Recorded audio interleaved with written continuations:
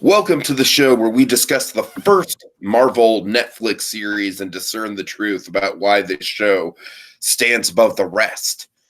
The elements of quality storytelling that other shows are blind to. But not this show.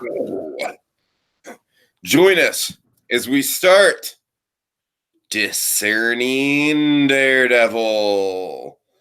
Tonight we're talking about Season 3, Episode 4, Blindsided, where Matt Murdock just, you know what the plot of this episode is, Dragon, in a nutshell. I'm just going to sum it up for you. What?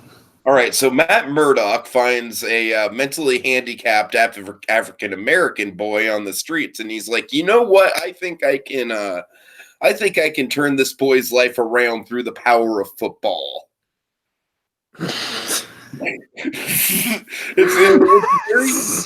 a very standalone episode, Dragon. You know what I mean? It's one of the it's kind of like a filler episode, but my gosh, they got some good Matt Murdock character development, And I mean, that Sandra Bullock cameo was just yeah. I mean, another Netflix production they get Sandra Bullock for. I mean, it's initially I didn't know where you were going with that until I then put it together. Like, oh, he's going that route with it. All right. So just wanted to get that. Had a good director on it, though. Oh God. Anyway, okay. So biopics aside, in all seriousness, we're talking. So Dragon, hallway fight. Holy hallway fight. Yes. I mean, it's like the Star Wars thing. It's like that's honestly kind of all I want to talk about with this episode. We'll do our best to get through it, but granted, this is a fabulous episode, but it's anchored by one particular 11-minute set piece that we'll get into with our blinding moments, folks.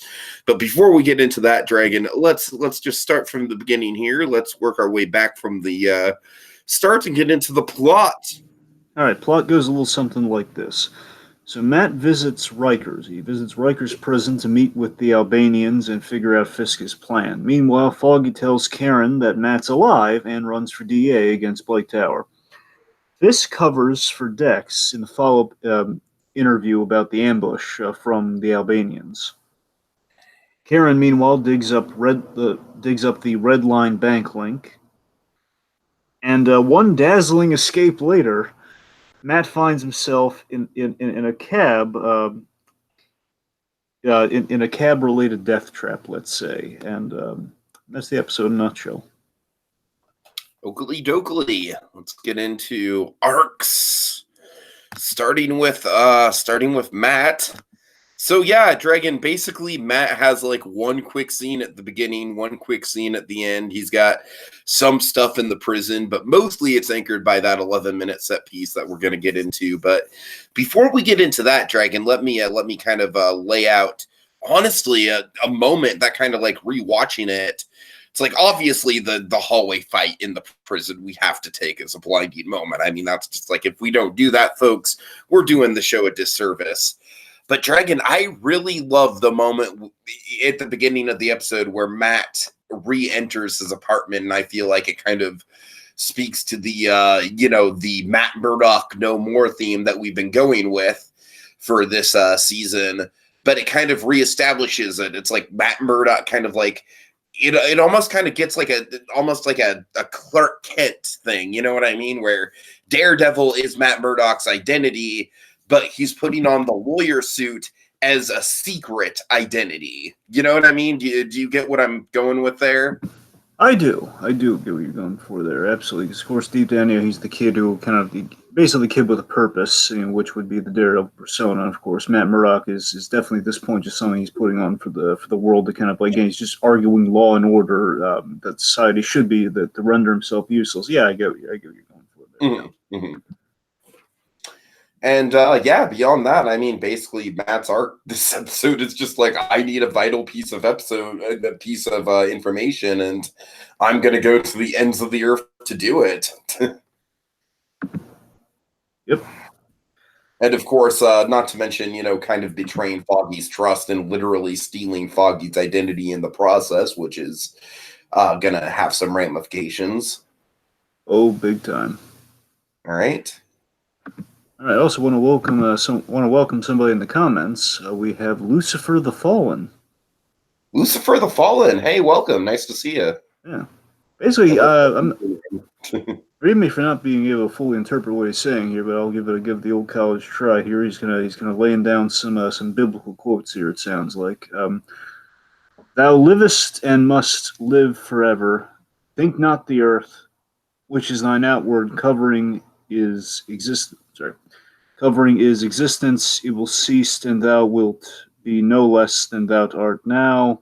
Inherit the kingdom. Prepare for you from the fount. Sorry." Prepared for you from the foundation of the world. So, that's rubbing some pretty heavy stuff there. Oh, merrier. I'm sorry. I look, Lucifer. I'm sure you're laying out some profound, I'm sure what you're doing is you're connecting a Bible verse to Daredevil, and that's awesome. But Dragon, I love how you fumbled through that, and just we are two of the least qualified people on the internet to be talking about Bible verses. Lucifer, trust us. Right. We're almost as unqualified as we are being two white men talking about black superheroes during Black History Month, Dragon. Almost as unqualified. I think the point being, Lucifer the Fallen, I think a lot of these quotes would be best saved for if we ever get the good omens. I mean, I guess that's kind of the shorthand of it all here. The point being, though, again, to interpret those, we wouldn't really have quite time to interpret the stuff you're laying out for us. By all means, you're more than welcome. Anyway. Getting back on point, though, I'm talking about Matt Murdock's arc here. So Matt here. So Matt, this episode, following what happened with him in the last episode, Matt is becoming, in my opinion, obsessive with his rematch against his white whale. He's thinking in kind of the perspective of kind of Ahab versus the white whale round 2. That's kind of what Matt's thinking is this episode. And this plays into the Miller flaw of it all here. Where this season, again, this episode really puts it under a big microscope here, where Matt is playing. Basically, this episode really gets into what exactly the cost of the way he's been operating this season really does. Because, again, basically the hallway fight really gets into that. Where, just without getting into the specifics of that, he's playing into his flaw here of, he's playing hurt and he's playing alone. He's isolated himself from his friends, which we saw him do last episode with Foggy. So he's all alone this episode.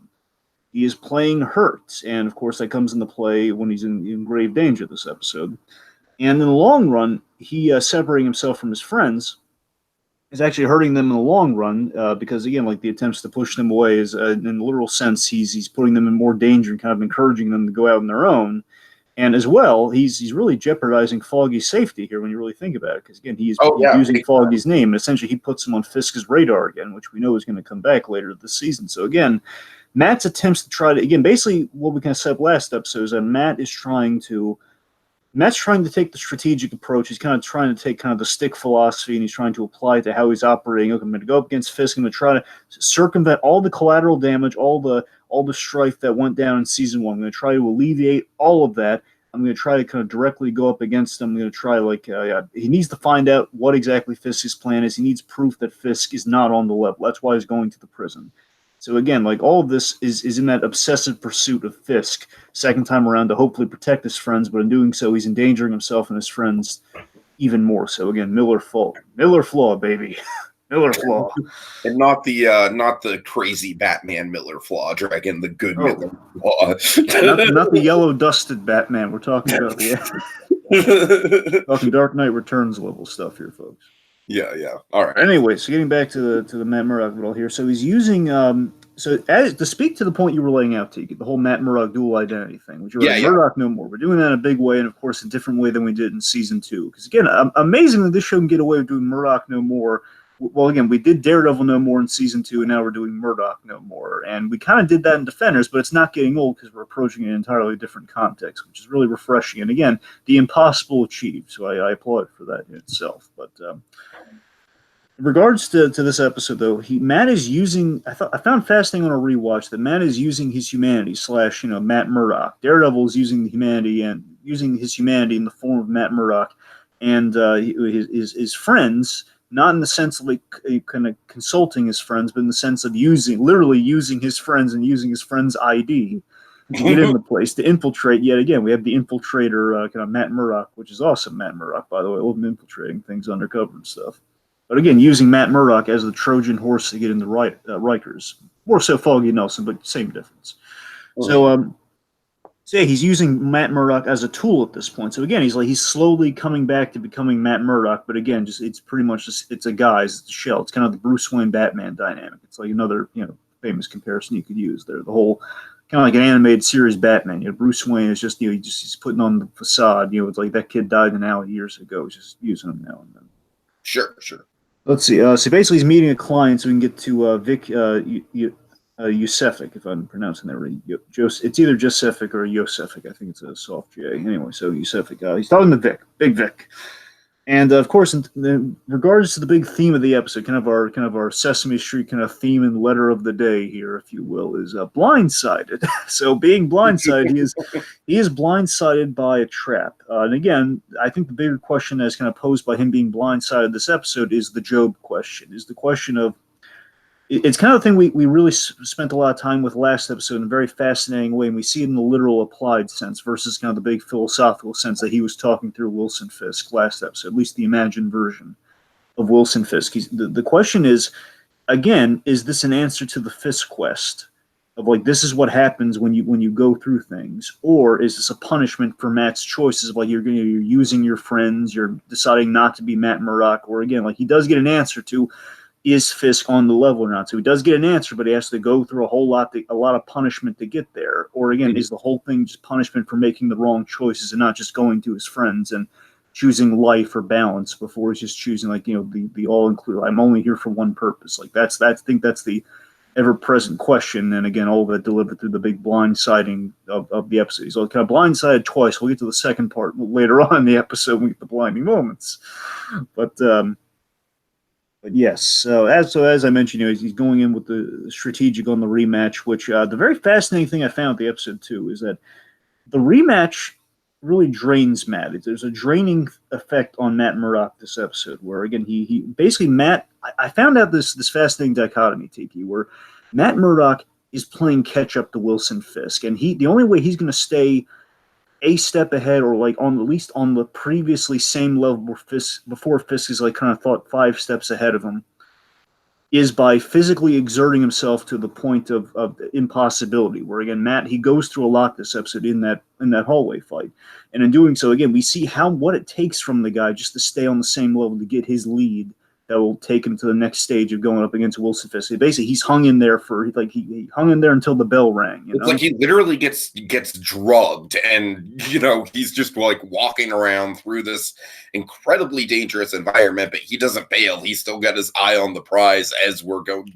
We're getting a little too into it, but you get my point. It's like the determination factor is definitely there. And the fact of the matter is, that again, he's Dark Knight quote, Dragon. I know we'll mess it up, but the immovable object quote, right? The unstoppable force versus the immovable object. Exactly. It's like that. Certainly, and again, it's like he does all this and gets the Jasper Evans lead, and again, like he's still in the game, and like he survived the round to get to the bell, but he hasn't won the match yet. So that's kind of what and of course, it's kind of like the Rocky thing in the grand scheme of things, because ultimately, as we know, like from last season, even if he's the people's champion, again, Fisk is still going to win by the end of the day in some way, shape, or form. At least that's kind of what we're setting up here, based on the last season. And that's kind of the question still echoing through Matt's head. So again, of course, blindsided by the end, which we'll get to later on. Okay, let's move on to, speaking of Fisk. All right, so Fisk is, it's interesting because he's sort of, I feel like the arc of Fisk this episode is he kind of has to keep his nose in the sand in a way. He's kind of like he's putting up with the searches. He's not batting an eye at, someone taking a bite out of his hamburger, which is meant to piss him off and kind of trigger him. So he's really just kind of playing cool and keeping his cards close to the vest. But then, of course, he's got that awesome moment, confronting Matt over the phone, kind of like almost playing God in a way. It's like I could be miles away locked up, but I'm still going to, and that's the terrifying thing about Fisk. I remember Kevin Smith talking about Fisk in season 1, saying that the terrifying thing about Fisk is that literally anyone could be on his side. And we see that very clearly in the prison scene. And so, like I said, I feel like Fisk's arc this episode is mostly just kind of like, taking the bad parts of captivity as they come, and just playing his cards close to the vest and really just sort of waiting for the next move and letting Matt kind of bury himself.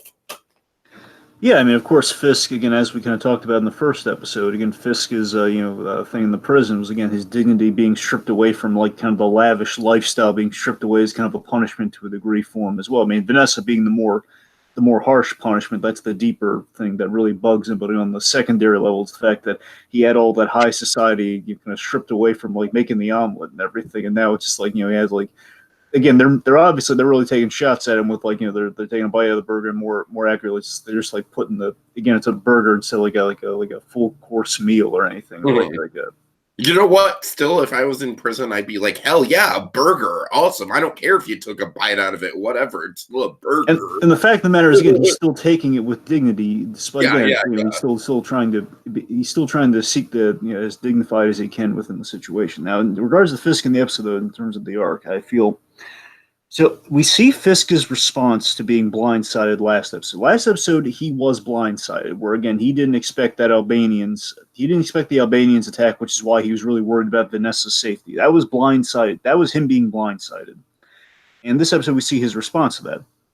Mm-hmm. Where let me rephrase that. Fisk was blindsided in two regards last episode. One in regard of the convoy being attacked, and of course, like, Vanessa being endangered, all that sort of stuff, which that was the one thing he didn't really calculate for in the grand scheme of things. And secondly, Daredevil being back. Like, the end of that last episode was that the devil is back. Of course, it had kind of a dual meaning with Fisk is back as well as Daredevil being back. So again, those are the two things Fisk is really dealing with right now in terms of being blindsided. So as we learn this episode, and kind of in contrast to Matt's story, Fisk I play the long game, Mr. Castle. That whole thing. Fisk plays the long game very patiently. And, he's, I read it as this. I could be crazy here. I read it as Fisk is trying to move forward. He's trying to move forward, and one in the plan as well, but I mean, forward in other senses, where, again, even if you don't know what the grand scheme is, he's moving forward in things, and he's basically he's moving forward from his old grudges, and he's moving forward. He's settling old grudges, and he's moving forward with, like, his He's trying to like, kind of like, do away with the old grudges and the old friends, and he's trying to go forward with the new friends that he's making in season 3, like, the Nadim, Nadim and with Nadim and Dex. That's the thing. He's moving forward with, like, the new bond that he's forged with the FBI. He's trying to leave the old life behind and settling the old grudges. Yeah. And I gotta tell you, I got a sense of it was like an afterthought with Foggy Nelson. Like, presumably he has guys in the prison. I believe we know he has guys. So let me rephrase it. We know he has guys in the prison, but he has, like, maybe, like, the guy in the front desk. Like, Foggy Nelson comes by, and presumably, like, if Foggy Nelson and Matt Murdock ever come to the prison again, I'll have him where I want him. So just call me. Presumably he had that kind of in place, knowing that Fisk, he has more power than's being let on right now. He has kind of a private cell phone that he shouldn't have. Mm-hmm.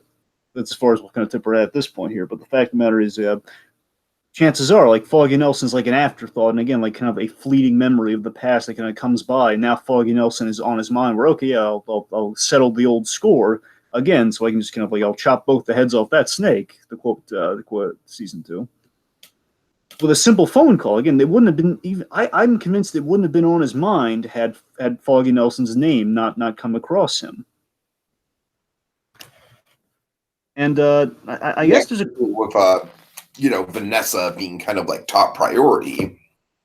Yes, and we actually pay off one of my favorite things from season 2 with the Kingpin as well. We pay off the whole, and I'll spend more than $6 on postage. We do, and again, when I was watching season 3 for the first time, I was like, oh my god, they did the $6 on postage. Oh my goodness. Mm-hmm. So I was geeking out so much about it. And of course, there's a question here. That moment in how it's paid off, it kind of just comes down to one very simple thing, which is just kind of like, unanimous with Wilson Fisk now is, it's like what we associate with Wilson Fisk. You threatened Vanessa. Absolutely. So, I mean, so here's the thing. So again, there is a question. Is it's kind of a twofold way you could look at this here with Fisk's power. Because of course, if you're all we know is Fisk is up to something at this point. Again, before you ultimately find out it's a question of how much power and control does the Kingpin have at this moment. Because I mean, if you're watching this for the first time, way back when it was airing, you're thinking, okay, Kingpin's up to something. The question is he in a situation that he's going to find his way out of, or does he have everything figured out? Which, of course, we kind of see that unfolds as the narrative unfolds. And that's the thing. So as Matt is trying to maintain power, Kingpin, we're just trying to disseminate how much power the Kingpin has right now. And we see that Kingpin still has all the power from season 2 that he had within the prison. And Matt knows this much. And again, Matt is taking that risk already, just going into this thing because he's desperate to kind of maintain that power balance. And of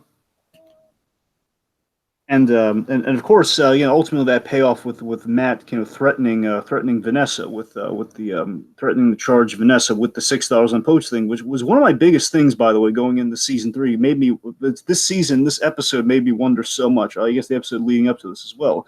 Because I was betting that we're not going to see Vanessa for a while in this show, and I wondered if the reason for that was going to be that Matt did send in he sent he sent the letter with the $6 on postage to get to get Vanessa. And again, think about Tiki. There's nothing saying that doesn't happen. We don't have any direct confirmation of this, but given what happens, think about it. Vanessa was going to be criminally charged, which is what Matt threatened, and given the whole... Yeah, sure.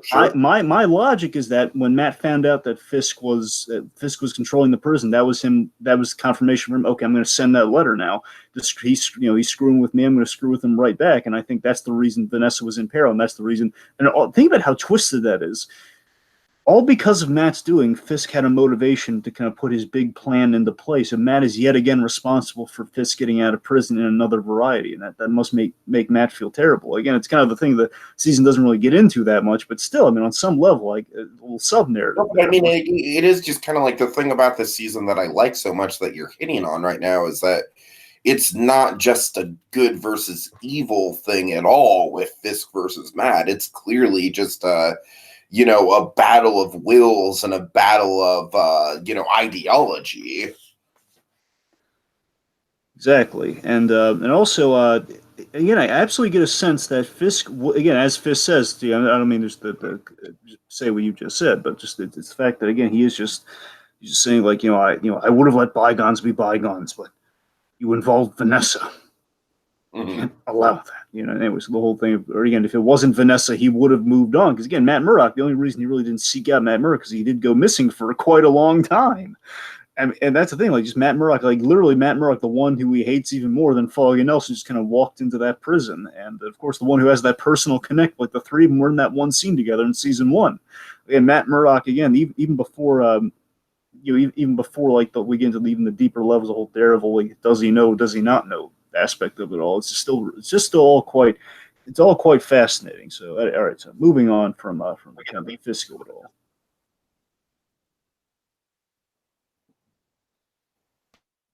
All right, let's get to Nadim.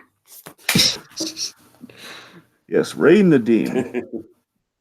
So he was blindsided. So we see Nadim gets blindsided in this episode. All right, So we see that Nadim gets blindsided by his wife about his son. He gets Seema, I believe her name is. So he gets blindsided by Seema about their son Sammy, who again is very frightened for his father's safety after the convoy being attacked. And again, a very relatable thing. I'd assume for the FBI, but it is a relatable thing where parent gets into like a near fatal accident. They're going to fear if the parent comes home, especially if they work a lot. So that's the main element of blindsidedness that Nadim's dealing with. I mean, not only is it a relatable thing for people in the FBI, but like for cops, for firefighters, and of course, I'm sorry, Dragon, I always fucking forget the name of Nadim's boss, and I'm bad at it. But Netley. Yeah. I love the story that she lays out, and I feel like it kind of like illustrates Nadim's point perfectly. This was my favorite moment of the episode with Nadim, is how she's talking about, like her father drove big rig trucks for a living, and oil riggers or something like that, right? No, chemical trucks, right, yeah. And so, and he'd sometimes park them out front before leaving in the morning. And she was terrified until he showed her, like, look at the danger level. It says 4. 4 is the lowest danger level. And of course, little white lie, 4 is actually the most lethal level of, of a haul that you can do in the trucker world, I guess. But it's the lies that keep us safe. It's the lies like that. It's the small, what's the line, Dragon? I'm fucking it up. Well, the precise line escapes you, but essentially the sentiment, Tiki, is that take control of the narrative. That's essentially exactly I forget if she says that verbatim, but the idea is like it's take control of the narrative. She's make the kid your CI. That's kind of that's her advice in the Deem. Can I make him an informant? It's like a CI on the streets, or like a CI. Like the CI in an investigation, they're living, their full dependency is on you as long as they're in service of something that they know is going to protect them, which of course would be Nadim here. And again, that's really good advice. I think it's a really natural conversation. Again, it's kind of giving him the ultimate advice of take control of the narrative. And of course, this parallels a few things here. One, this parallels a bit of Matt letting people in. Basically, Matt needs to let people in. Matt needs to take control of the narrative. He needs to take control of the situation. Let me put it this way. So it's Matt needs to let people in, and that's what Ray needs to do. Ray is letting his son in on the situation, which Matt is not doing. And of course, it's going to be a bit of a father-son thing within Matt's story with the way things are going to go as well. And on the flip side of that, you have Fisk. Fisk is taking control in this episode. So again, it's about taking control of something. Of course, Hatley, there is... Well, I won't get too into it. The point is, like, all of this is done via Hatley. So that's going to be really important about kind of like a deception by Hatley. So that's also kind of interesting that she, of all people, gives him this advice. That is quite helpful. But of course, some little extra there, which we'll get to a few episodes down the line. All right. Okay, let's get into Foggy. So, Dragon, look how far Marcy's come along, man. She is just an excellent spouse for Foggy Nelson here.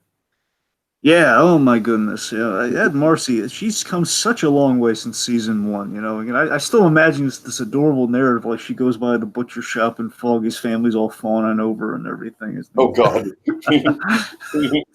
When can I expect some grandchildren, says Foggy's mom. I don't know. Be adorable.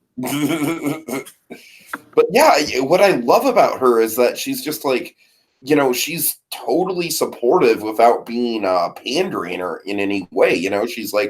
She's telling him, like, look, you can't wallow around in misery.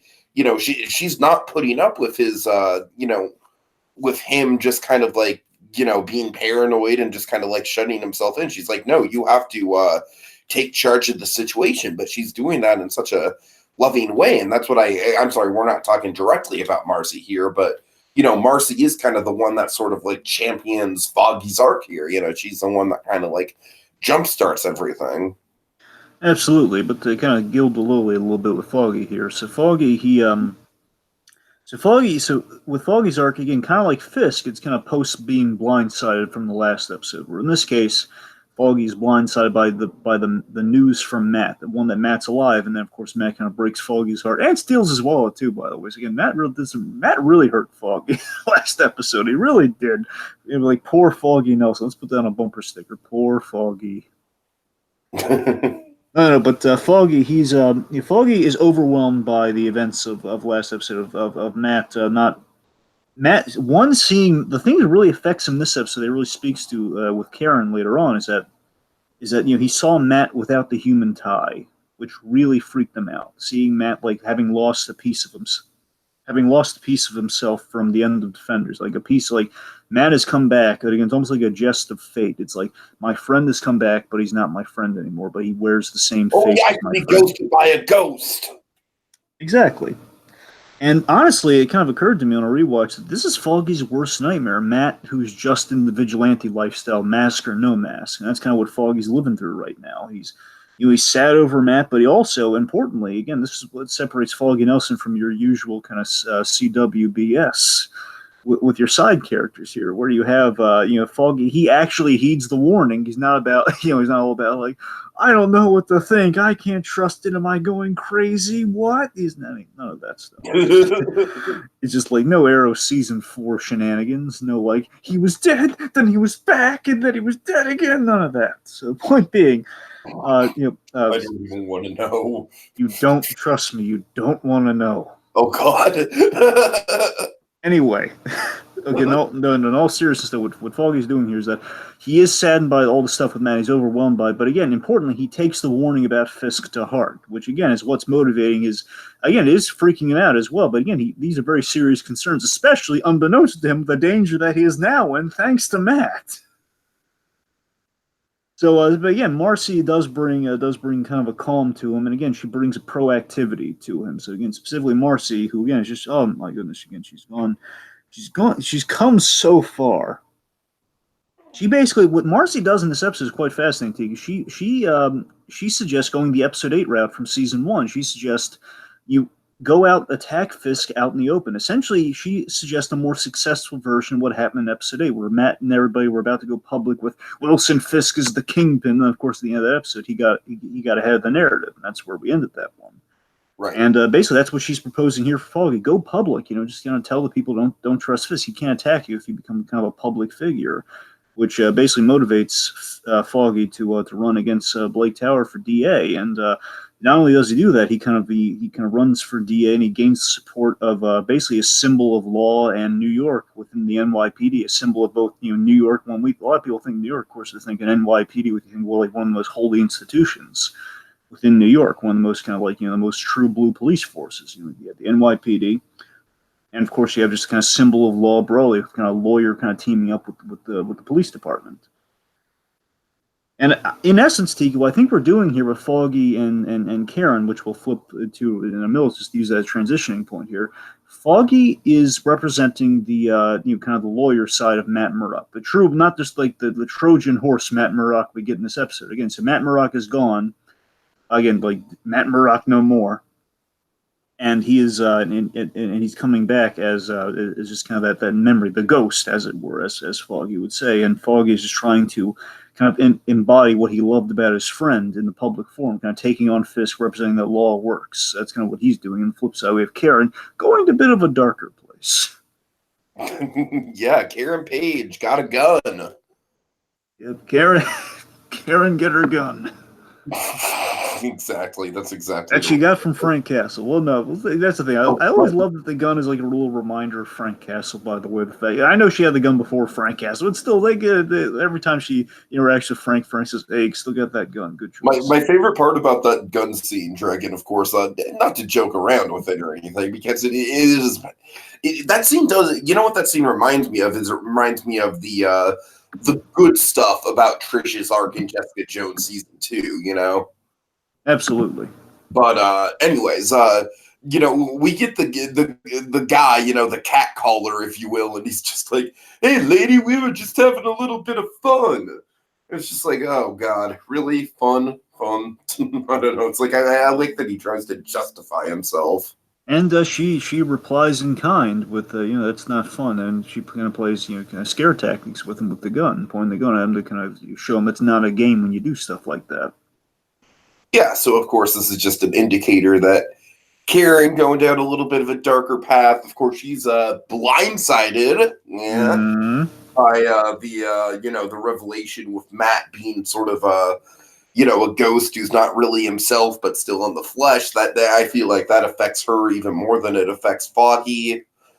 Yeah, and she was the one like saying Matt's still alive. Of course, everyone telling her that no, Karen, I hate to break it to you, he was covered by rubble at the end of Defenders. You were kind of there, weren't you? Karen, I hate to tell you, had a funeral and everything. Funeral means death. I don't know what to tell you.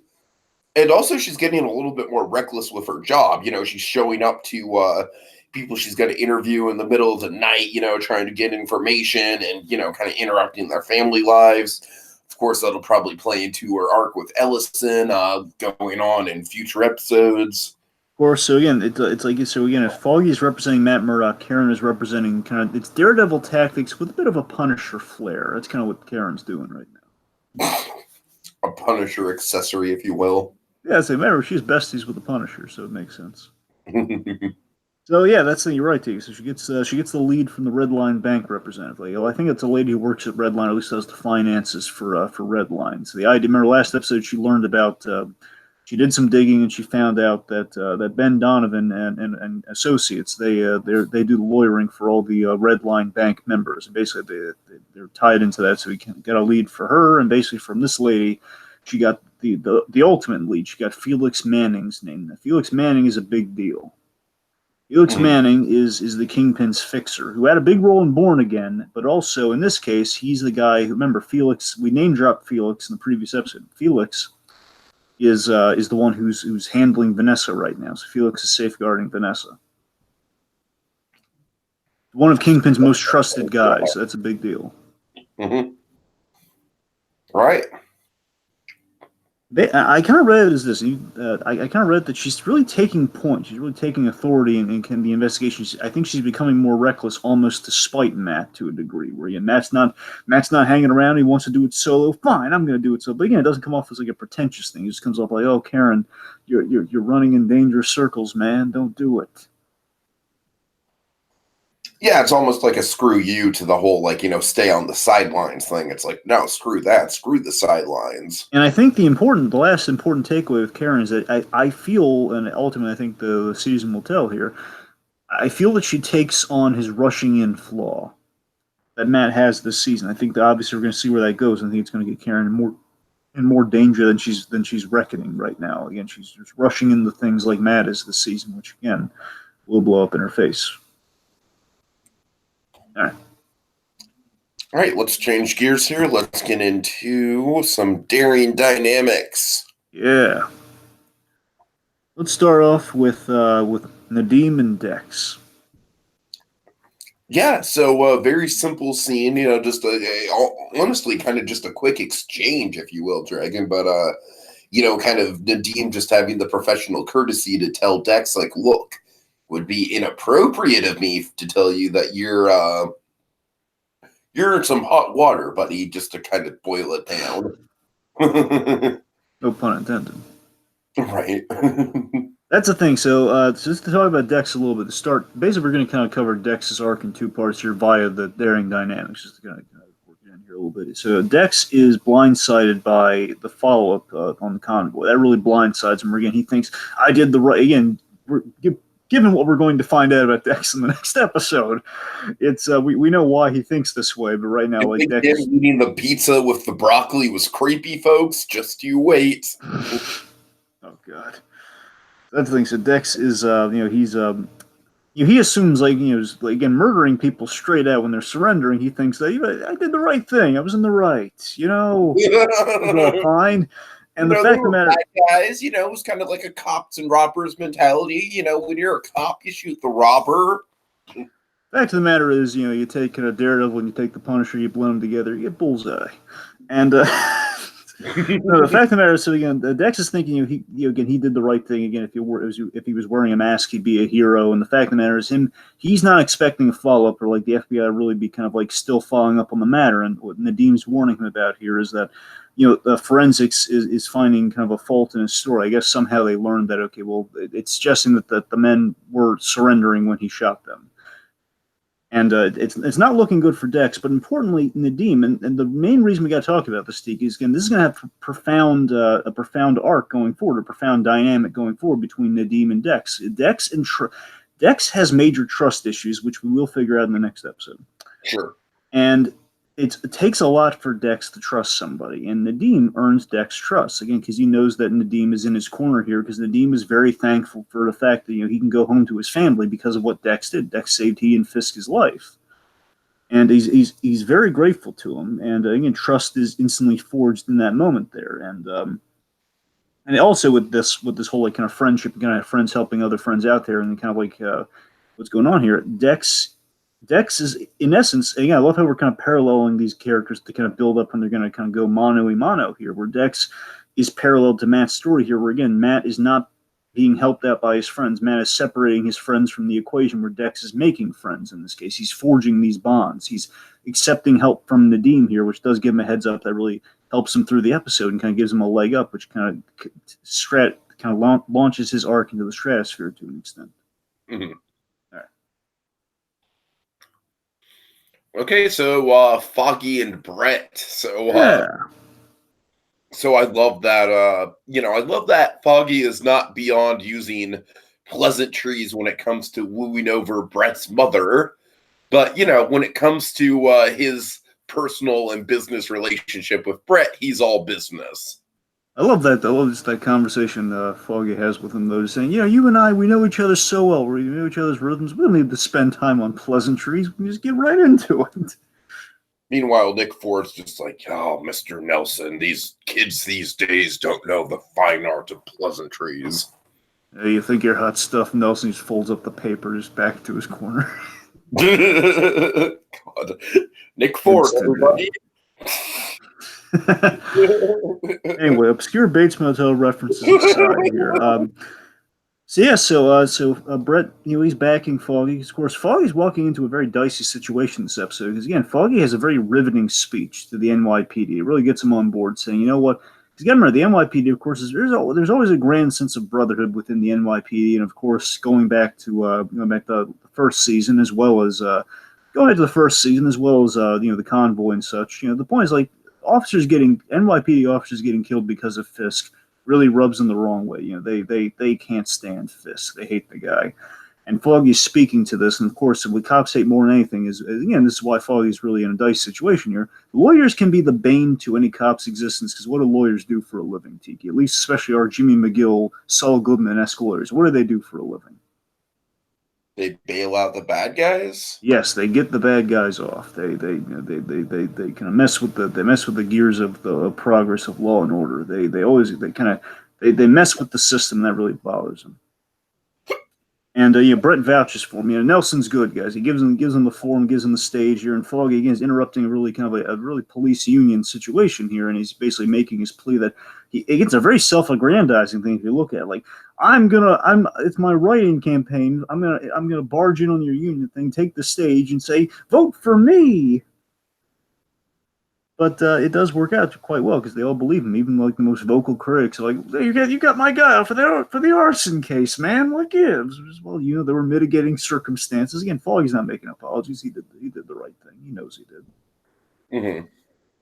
Yeah, I think Brett, he believes in Foggy, even though he's kind of frustrated by Foggy sometimes. Like, oh, it's that lawyer keeps giving it's that silly little lawyer keeps giving my mother cigars.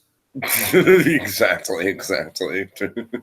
Well, again, there's kind of mild annoyance with Foggy as there's no match for his hatred of Fisk, and they all want this guy before they want the guy who got Fisk out of prison, which of course is very counterintuitive to what they want. So again, it's good camaraderie between Foggy and his old pal Britt Mahoney. All right, so finally, let's move on to Dex and Fisk. Simply put, this is just another kind of like, I love how they're just slowly building this up. This season, one of the things is that this season does go at a breakneck pace, which I feel like is definitely something to praise it for in some aspects. I'm kind of beating around the bush with that because I want to save some of that for the blinding moment, or not blinding moment, but the Dare to Be Different. But I love that they're taking their time with the bullseye stuff. I love that they're really we're basically getting one scene per episode to kind of slowly build it up. Absolutely, because the way we see their dynamic their dynamic really begins to bloom here. I mean, we started last episode to a small extent, but here's where it really starts. This is where things we take our first official steps forward here. Next episode, things are going to blow up in a big way, in an awesome way. We're going to make some real traction next episode. But here, we see that Dex is trying to demystify things. He's trying to make sure that Fisk, you're doing the right, you're doing comparatively the right thing compared to all the horrible things you've done. I'm not going to make it easy on you. He's waking up at 5 a.m. in the morning every morning for a bunk check. He's taking a bite out of his food. But here's the thing: he is supposed to take a bite out of the food to make sure it's not poisoned or anything. It's a little dicey because again, it's pretty secure. They don't need to do that, but it is somewhat of. That's probably how they justify if they were asked, hey, do you really have to do it? Well, poison check, Mm-hmm. Point being, again, I love the fact that Bullseye, and this is true of the Bullseye character, by the way. The fact of the matter is, Bullseye does have a mischievous side to him there. The idea is the famous comparison of Bullseye. If you ever need a shorthand to kind of sell you who Bullseye is, Deadpool's a character who kills people for money, but he doesn't take any pleasure in killing people. He just takes pleasure in the adventure of it all. Like, yeah, I'm going on an adventure to go kill some people, but he's not like he wants to murder people. He pays the bills. Bullseye kills people because he likes to kill people.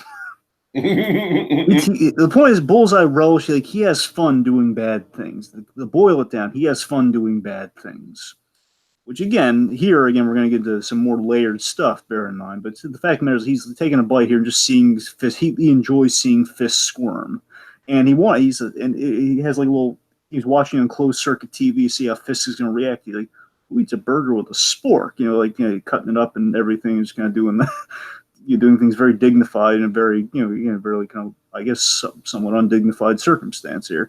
It's like, and again, that did not go the way I expected it to. It's just, that's the thing. He just wants to take some pot shots at Fisk here, and Fisk isn't giving way. And Fisk is he's arguing dignity here, and he's kind of playing outside what Dex expects him to do. He's kind of being like, he's messing with the convict. It's not that simple. And again, he's slowly but surely building a respect for Fisk, but he doesn't quite know it yet until the very end.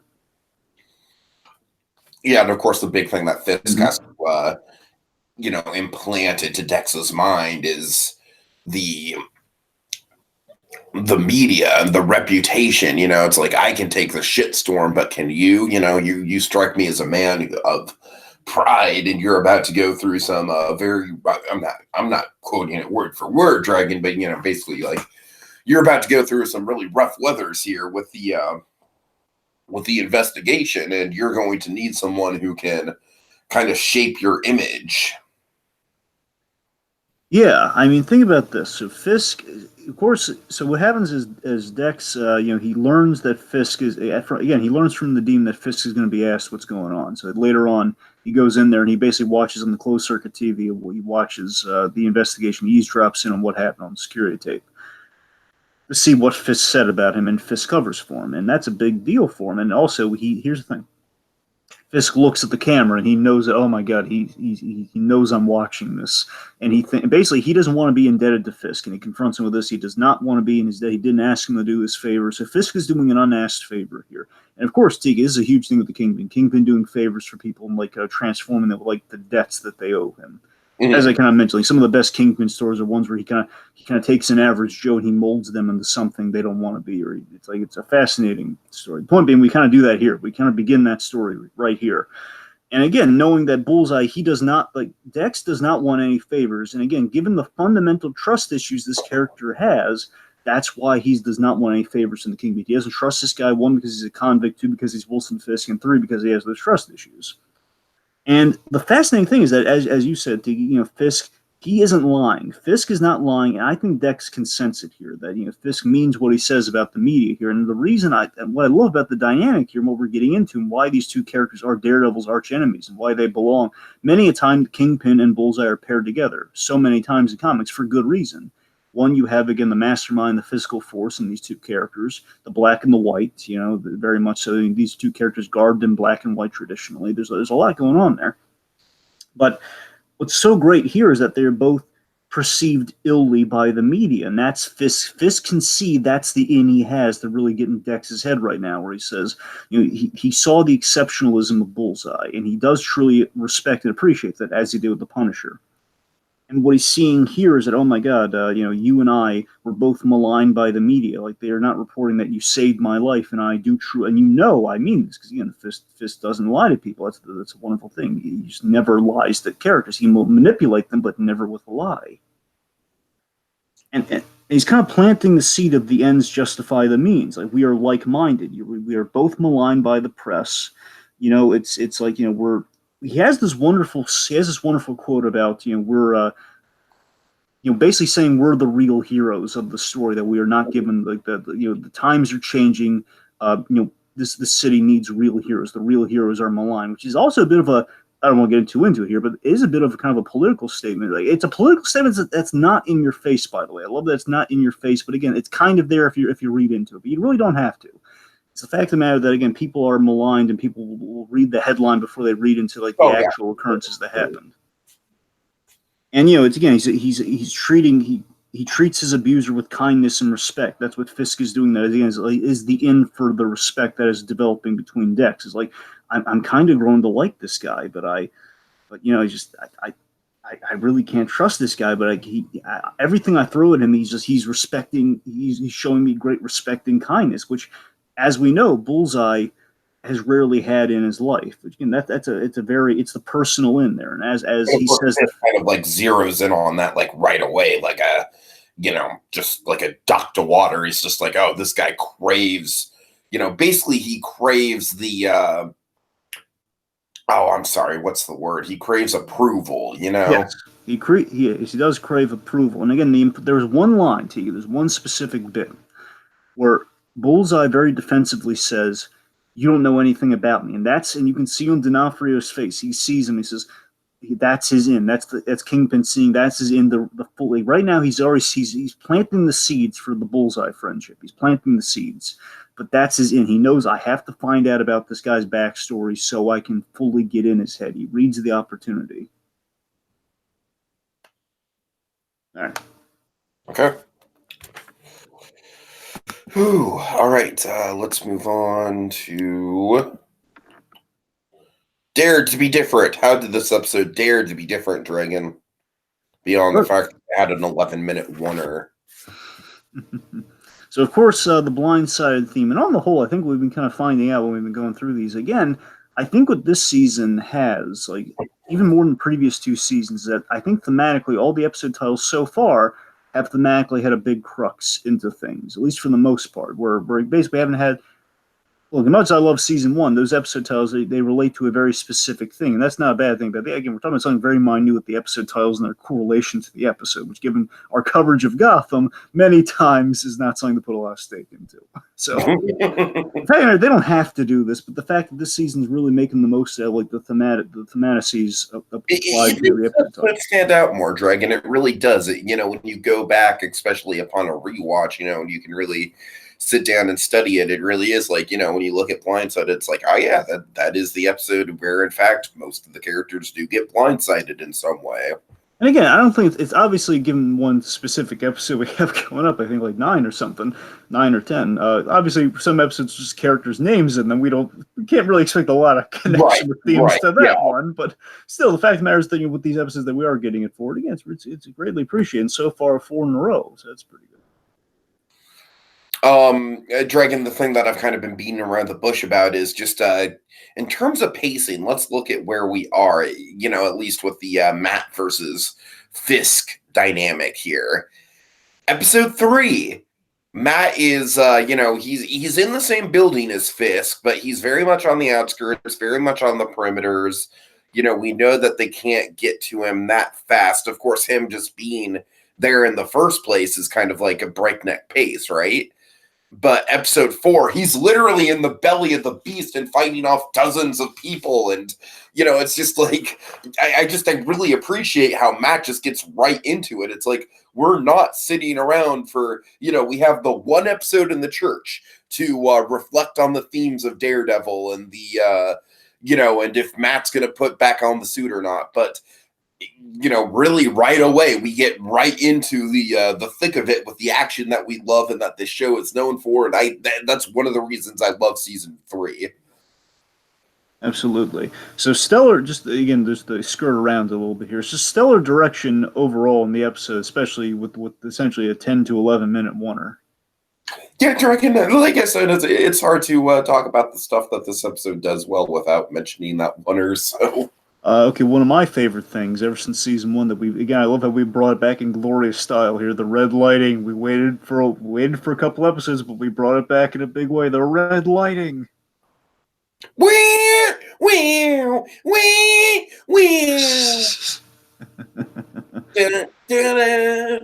So we also have a lot of. So of course we have all the payoffs. There are a lot of payoffs to season 2 with the Kingpin episodes from season 2, which of course were some of my favorite elements of season 2. Like especially episode it was 9. Episode 9 was the big Kingpin episode, followed by 10, which had the big Matt Murdock confrontation. So we pay off all of that stuff big time here, which again I was hoping they were going to do, and they did gloriously. Oh yeah. Again, we see, as I mentioned, Kingpin playing the long game structurally. Sorry, let me rephrase that. Kingpin playing the long game very strategically, and not exhausting himself at all versus basically the parallel again. As always, I'm always loving the parallel between Kingpin and Daredevil here. But again, seeing like how they're approaching the rematch here, where again Kingpin's playing the long game very strategically, and he doesn't have to lift a finger, he doesn't have to be there physically. Where Daredevil again, he's exhausted by the end of it. He's pushed himself to the brink just to be on the previous, not even the same level, because Fisk is still he's just playing catch up. He's just trying to keep up, and he's fully exhausted himself. Like, push himself to the absolute brink. So I love that. Again, just fully epitomizing who these characters are. The Kingpin, again, he's the guy who he will throw villains, who will throw situations at you, who will throw a grand plot at you, where you have your heroes just trying to outwit him, trying to catch up, which again is kind of the age-old. That's an arch enemy, arch rival relationship for you there. That's a perfect one. Oh yeah. We're forging I'm sorry, you already said this earlier, but we're forging a believable bond between Fisk and Dex, and we're giving it time to breathe and everything. I like that it's not just like right away. It goes from like on your knees convict to like yes master. You know what I mean? It's not like a Skywalker situation. Yeah, we have the whole do you understand? I understand. Let's see. Very smart writing on the smart writing overall, but smart writing on the whole, like kind of the family parallels thing. We have like the skip. Let me rephrase that. We have smart writing with a lot of the parallels in general, but the one I also want to highlight was the scared family trope. Again, we don't play into the whole like. Again, another thing I could cite you a dozen terrible examples on some CW shows, which will remain nameless for these purposes. But again, this basically. A part of me, this is why we do Dare to be Different, so I can kind of malign some of the CW shows and their lacking aspects. I gotta be honest, just in the inception of Discerning to be Different. Right, at this point, it sounds like you're watching some of those CW shows like I used to watch The Walking Dead before giving up on it.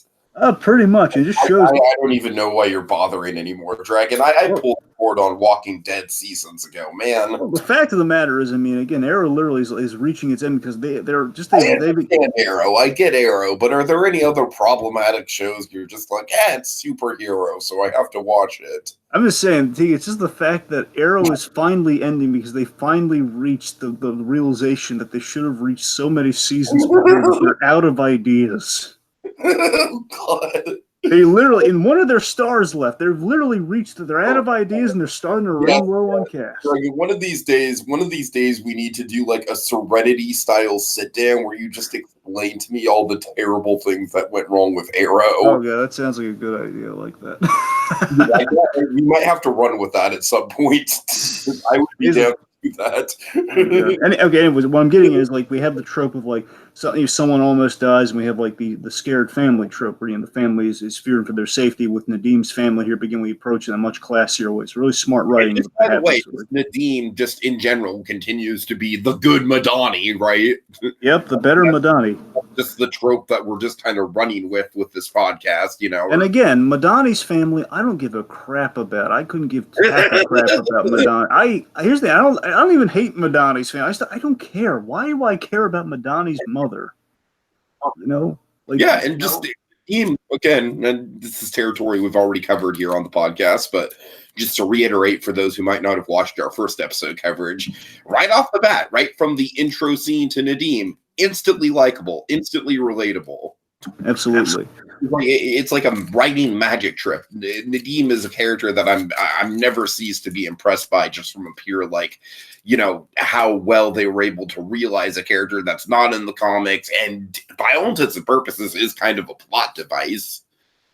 Charlie Cox's performance with the clever idea of like Matt playing it sighted when he goes to the prison there. You're kind of playing a sighted Foggy Nelson as a way to get into the prison to visit the client. That's a really clever story idea and something you could do with Daredevil, which makes all the sense in the world. And then we kind of finally got to see that realized. He just plays sighted because he's that good.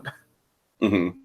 We always see him just kind of playing the wounded, blind lawyer because he's overplaying his hand, so we can get the advantage of kind of being able to feel the room, but just kind of going in there as like kind of more undercover detective work for Matt Murdock. Really good stuff. Kingpin looking at that shot of Kingpin looking at the camera is a really great shot, and where he just looks like right at, and you see how wigged out Dex is by it too. It's just a great shot. Mm-hmm. Honestly, all the Kingpin shots. When he has that scene with him, think about how that scene ended, Tiki. Where after he tells Dex that he respects him and everything, he basically. I love them. I love how we focus on these little details all throughout the episode. Where he skirts out, like the chair scrapes across the ground, and Dex goes for his gun. The Kingpin rises up the frame. We just see how much bigger he looks in contrast. He completely blocks out Dex. It really really good stuff there. I love the color, a little color. Well, I'm sorry, I'm going to save that for Braille Trail. Let me see. Almost. Inspiring speech by Foggy Nelson. Really good speech by Foggy Nelson. I legitimately root for him. It's not just like a plot speech. If he has to get from point A to point B, like I believe in what he's saying there. I mean, were you rooting for him? I mean, yeah, Foggy's a very relatable character, so I don't see why it wouldn't be. All right. Let's see. Here's a big one. Again, we've been saying this for a couple episodes now, but this episode is the coup d'état doing this. Okay, I kind of noticed the real brilliance of what they've done here with it. So we believably have continued to depower Daredevil in this season. Here's the effect that it kind of occurred to me, Tiki, that didn't occur to me before. So throughout the season, I've been saying we've been Matt's been playing hurt, and he's going to be playing hurt all the way till the end of the season.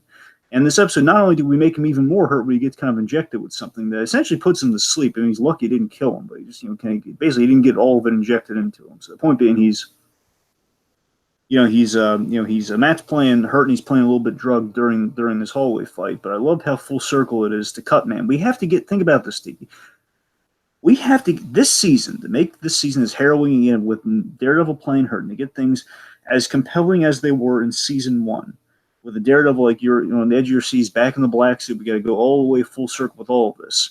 We're doing that. We're getting him back to the cut. We're doing the Cutman effect. We're getting him all the way back to that point.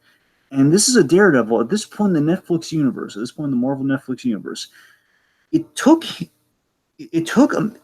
down a minimum in season 2 alone. During the other hallway fight of season 2, all right?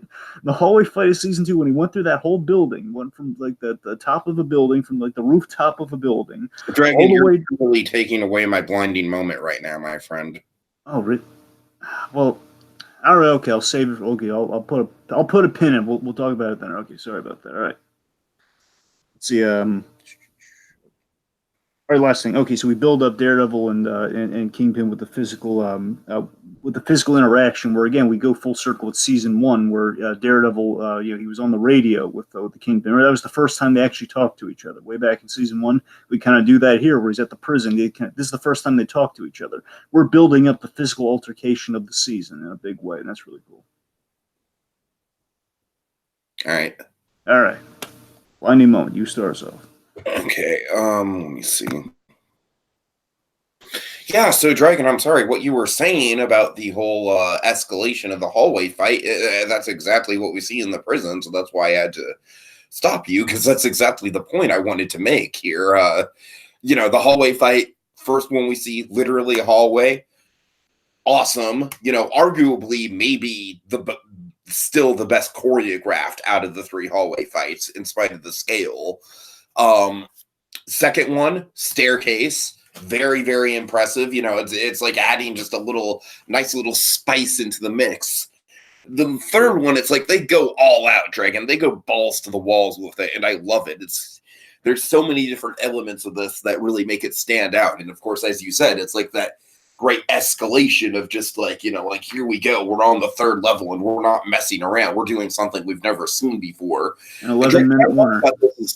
What I love about this is that there's like 2 different standalone conversations that Matt goes through in this hallway fight. One with the Kingpin and then one with the informant that he gets the information from. He's doing all of this while drugged. The action is very much there, but still he's, you can tell he's definitely not at 100%. I mean, it's just Dragon. It might be the best action set piece in the Marvel Netflix stuff. It really probably is. So if I, just to compliment your point here, if I can just kind of like show you how even more impressive this is. So again, we bring him to a full circle Cutman effect here, where we have to depower him, and you got to remember this is a Daredevil. At previously, Defender's Daredevil is like the height of his power, where he's at a That's him taking on the Hand. That's him taking on several Hand ninjas. All right, several. And just going back to season 2 alone, all right, season 2 Daredevil is also quite skilled because that season 2 Daredevil took on a minimum, emphasis on minimum, because it's a little hard to tell when I went back just to kind of just get the statistics on this. He took down a minimum of 13 guys. Yes, he was in the Daredevil suit, which I'm sure helped him, but still, he took down 13 guys, 13 men, 13 big bikers, by the way. And here, and that's the thing, like, Hand ninjas alone, like, no matter how many, these are freaking ninjas versus your average Joe prisoner. And here he takes down 6 prisoners, but again, it's 6. It's it's more like I guess it's 4 prisoners and 2 guards. But the fact of the matter is, again, he takes on 6 guys. But again, it's so harrowing. It's bringing you back to the cut man effect of I don't know who's gonna make it out of this because again, you see how exhausted they're getting. These guys keep getting back up. The way the fight's choreographed, like he's using the environments. Like I love one of my favorite bits in that fight, by the way. I love where he kicks the doctor's table and basically knocks the guy out as he's getting back up. Mm-hmm. It's great. And you see how winded he is and him getting out there. But you're right, though. It's like, again, yes, I know it doesn't beat the record for the oneer because I think Mr. Robot holds the record for a oneer, but still. Well, yeah, that's a full episode. That's the thing. Yeah, it's a full episode. I mean, because before before Mr. Robot, I think the record was Better Call Saul with the, I guess, the 7 to 8 minute oneer. And this, again, still, this is, again, at least for a continuous shot, because Mr. Robot had act breaks. Like, those, but again, still, the point being, though, you have an 11-minute oneer with a big plot-heavy conversation that, again, the shot never stops. That's what I'm saying. That's what I think elevates it is those conversations. You know what I mean? It's like, not only is it action, but we're getting, like, a lot of plot, but it's still tense as hell. It's a 4-tier scene, Tiki. It's a 4-tier scene. Not even counting the Kingpin stuff. Kind of remind me of Inception in the way that it's kind of like a Russian doll of things happening. Think about it, Tiki. It's not even counting the Kingpin stuff, because we had some cuts when he's talking to the Kingpin, but again, like right at when he basically hangs up, that's when the whole thing gets started. We have the doctor's office fight. Then we have the medic fight, the fight within the medical office, which then escalates into the hall. Again, the kind of the prison corridor fight. We have prisoners kind of reaching at him and throwing fire through the thing as he's fighting the guards, which then escalates to the conversation, which then escalates to the even more impressive, I'd argue, the escape, where basically, again, I love how that unfolds. We have a prisoner dressed up as a guard, and Matt knowing what he's doing, using his blind skills. He knows, like, no, there are guards down there. Go this way. Oh, it's tremendous. Mm-hmm. So it's the hallway fight is just the prison fight is just it's unearthly. It's many hallways, Dragon. Multiple hallways, multiple corridors. It's hallway upon hallway. In there, but it's a lot of hallways. It's tremendous. It absolutely is. Okay, and just even more building on it just builds and builds. We get different levels. I love it. The end scene in the in the yard. Open the gate. I know. That's what I'm talking about, man. I love just and of course, the alarm starts going off. Like code red, code red. It ends with him getting in the cab, which transitions perfectly to my moment. Oh yeah. Okay. So literally, he's passing out from that drug that he was injected with, presumably. Either that or just the sheer exhaustion that he suffered. I wouldn't blame him for taking a nap, honestly. After all of that, so Matt. He is exhausted. He's back in the cab, and he's getting out of there. And we have the ending with the cab. So this is the second occurrence in which Matt is blindsided in a fundamental way, where literally, again, him throwing himself into a dangerous situation, which, again, he really should have anticipated the danger within that prison. And he is blindsided for the second time after rushing into things, where, again, he's basically wakes up in a death trap. And this, Tiki, is verbatim from Born Again. This is one of the best moments from Born Again they have in this episode. So I'm watching this for the first time. I was like, oh my God, it's the cab from Born Again. Yes. Because I was thinking that when that cab pulls, like, okay, it could just be a regular cab, but I don't know, it looks awfully specific. It looks like it's an old fashioned cab. It's a classic cab. The way it's designed, it's like it's an old school cab. But it's like, could it? What if it had Uber?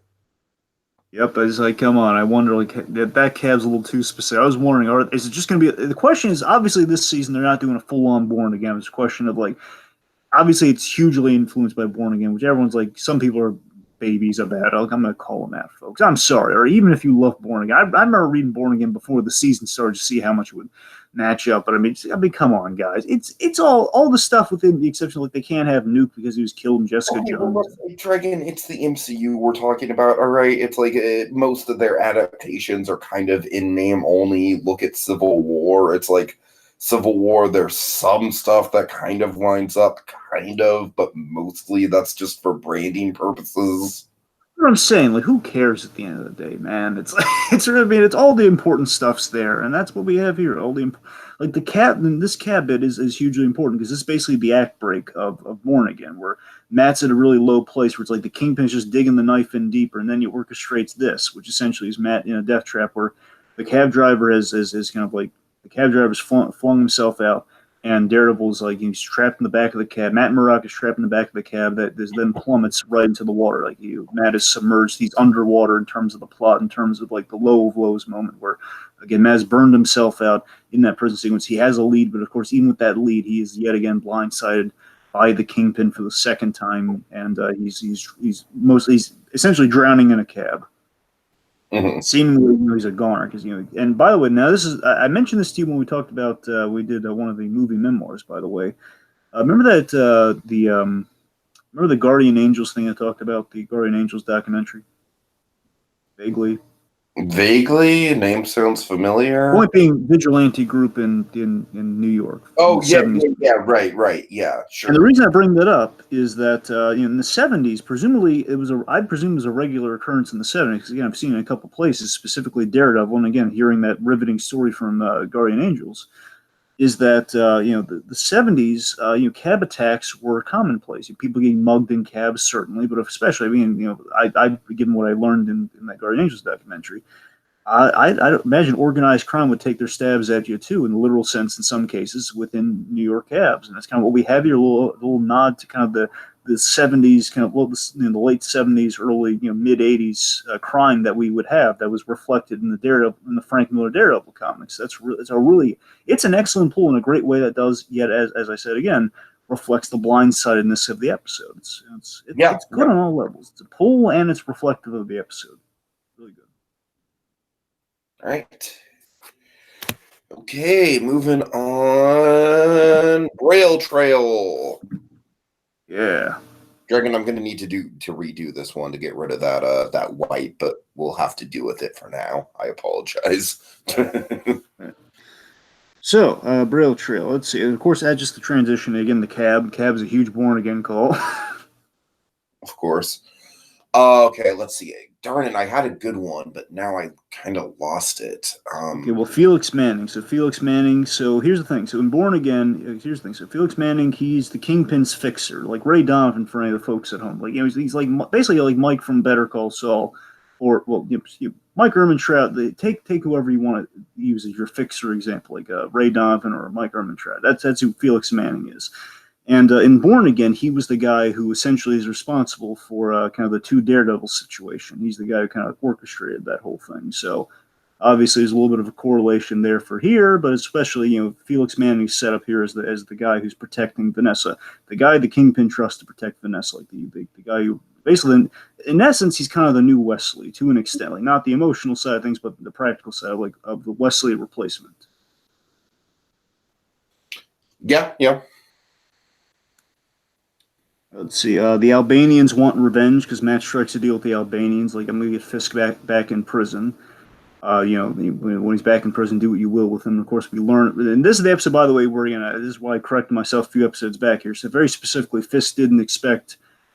Fisk orchestrated he framed the Albanians for stabbing him in the prison. So that was a huge reveal in the episode. So Jasper Evans, he basically found this guy's going to come back. So the big lead that Matt got was Jasper Evans. Jasper Evans was a guy hired by Wilson Fisk, a lifer hired by Wilson Fisk, who basically was also sprung from prison, thanks to Fisk lawyers and vice versa, and basically stabbed Fisk so he could frame the Albanians, like the guys that they rolled on recently, so they would, so basically he'd be able to get out under fear for his life.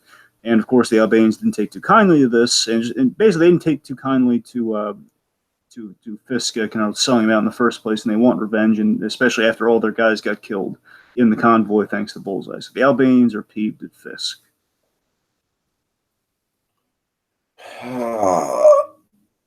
I'm sorry, Dragon. I had a good connective tissue, but I'm just not. I'm kind of blanking on it right now. Karen carries a gun, a little nod to her friendship with her besties dynamic with Frank Castle. Okay, well, speaking of Karen, that's, of course, kind of just leading down that dark path. It's kind of like one of the connective tissues that kind of leads to the big Karen Page episode. Mm-hmm. Of course, the hallway fight kind of like, a big escalation there from season 1 to season 3, as we talked about. The Red Line Bank lead that's going to come back, as well as basically Felix Manning, Karen having a lead on Felix Manning that she's going to pursue, as well as the Red Line Bank connection. Red Line's going to be important going forward. So, See, Fisk is still running the prison. $6 on postage. Which again suggests to me, and again, Tiki, let me ask this: do you buy into it all at the end? Like, I'm still convinced that Matt did send in the $6 on postage to get. I buy into the theory for sure. Yeah, I think I don't necessarily think it's something that we really need to see spelled out, but it's definitely something that I feel like happened in between seasons. Again, I think the evidence speaks for itself there. Even Vanessa's like she was going to be prosecuted, which is pretty much what Matt said would happen. So she'll never be able to re-enter the country again. I mean, and again, it takes a lot to get her back. So I don't know. Well unspoken. Okay, so all right, I mentioned the Fisk faked his attack. Well, you fake the stabbing. Okay, Kingpin and Bullseye's dynamic, and also I did notice this on a rewatch, Tiki, in the color dynamic where Fisk, of course, black and white. Again, he wears predominantly white with black on the inside, and we have the reverse here. If you notice, well, folks, spoiler alert: Bullseye's not going to don his iconic costume per se this season. Hate to break it to you. Save you some heartbreak there. Of course, people have seen it already by this point, so they know. The fact of the matter is, I like that Dex. He's actually wearing the Bullseye colors in this episode. He's wearing the black suit with the white on the inside, which kind of is reflective of the Kingpin's color scheme, which kind of speaks these guys are kind of mano a mano going forward. That's kind of cool.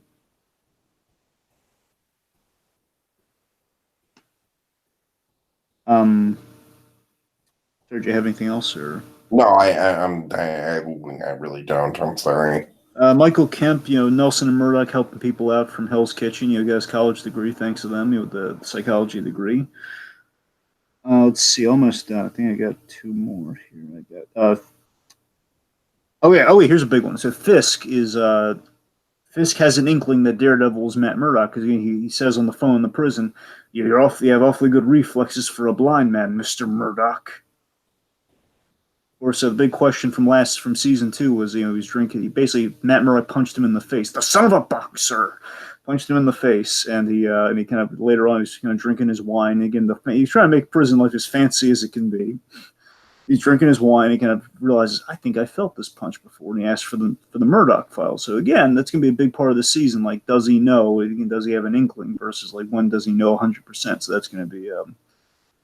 It's gonna be kind of big. Oh, I love the coffee break FU. I don't know if you caught this, the microaggressions here, Tiki. When Dex is asked to leave room, hey, Agent Poindexter, why don't you get some coffee? It's kind of like the FU get out of the room motion for the FBI. And later on, Dex comes back into the room and he said, so he can look at the monitor. He says, "Hey, why don't you get a coffee right now?" So that's just like FU get out of here. Yeah, I'm glad you're bringing it up. Yeah, because that is kind of like the whole like.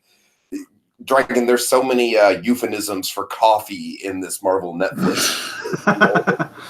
It's like, it could mean that. It could also mean just like, oh, get out of the room because there's important shit happening that you don't want to be privy to. Yep. Last thing that does involve Bullseye. Last thing I got here is important. The job means everything to Dex, and that's why he's really worried. And that's why he's really worried about being fired, because this job means everything to him. We're going to find out why this job means everything. So there we go. Mm-hmm. All right. Okay. All right. Let's move on to the finale, the final segment. Let's get to the Nelson and Murdoch verdict. Yeah. So yeah, I mean, I feel like this episode is definitely on a good trajectory with the season. I think each episode of the season has gotten progressively better, and this is this is no exception. I mean, that hallway fight was obviously incredible. One of the big set pieces of the entire Marvel Netflix canon as a whole, I would say. But beyond that, like you very well illustrated, Dragon, the blindsided theme is prevalent throughout the episode as well. It gives the episode some thematic weight that I wasn't necessarily picking up on the first couple times I watched it. So overall, I just think it is really a fantastic piece of television that's anchored by 11 minutes of sheer awesome.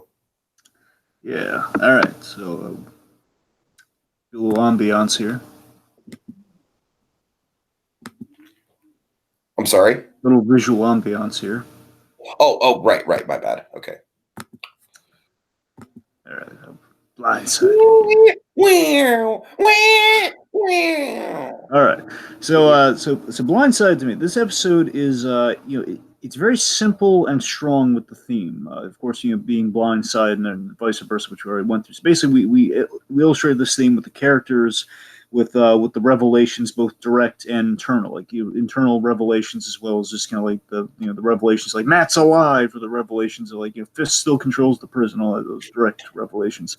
But again, the internal revelations that kind of Matt is kind of on the path of discovering as a character. So overall, it's a stellar episode, with the Cutman levels of action that kind of date that. Of course, I love that we're in a phase right now. We can just say Cutman, people know exactly what you're talking about. Like, oh my god, Cutman, yeah. At least Marvel fans, yes. It's not like it's not like a household name or anything. But yeah, at least if you're a Marvel fan and you know about the Netflix stuff, yeah. If you say Cutman, you know what you're talking about. Yeah.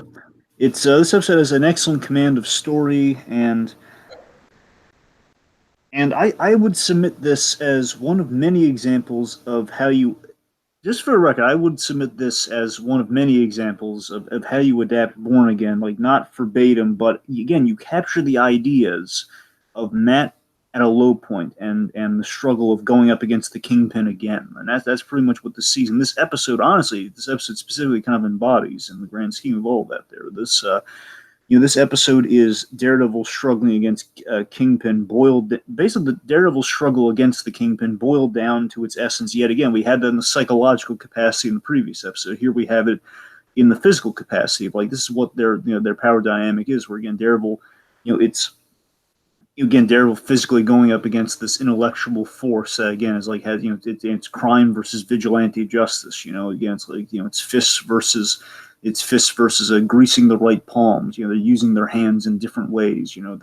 They're the one's in a separate room, a separate safeguarded room protected by law and order. The other one is on the outside of it. And again, like think about this. Kingpin is safeguarded in the presidential hotel. He's in the Ritz, essentially protected by the FBI, presented by a symbol of law and order. Where Matt Murdock is surrounded by the denizens of criminals and literally where Fisk was, and they're just in completely different spaces than they ever would be. They've kind of switched roles, one could say. Wilson Fisk is kind of in the Matt Murdock position, where a lawyer would make a deal with the FBI, and Matt Murdock is in prison where Fisk left, and again he's like going to be killed like Fisk seemingly was at the start of the season. It's very fascinating, just how the tables have turned, and this episode is a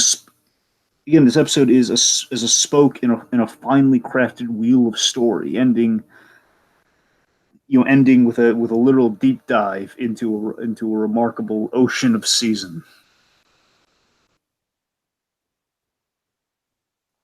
Yeah.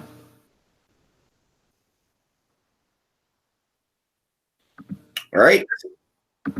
Until our next daring installment of Discerning Daredevil. Devil. Excelsior! Enough said. That was my burger. Mine. Ghosted by a ghost, man!